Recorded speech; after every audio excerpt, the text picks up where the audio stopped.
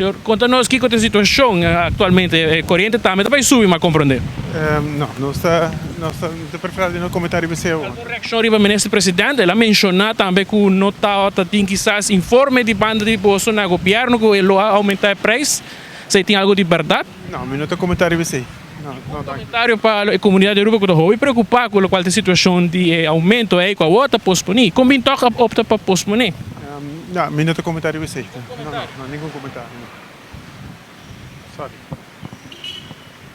Então, é peculiar se a maneira com o aumento aqui abai, pessoal, se nós mira bom, da mostra que não estava tem nenhum sorto de comunicação entre utilities com o web, a linha não está quebrada agora.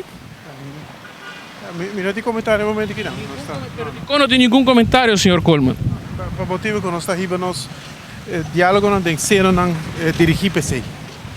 E agora nós para pedir temporalmente para o aumento, que nós lo fazemos, que tempo nós espera Não, sorry, tá. Me está seguindo agora.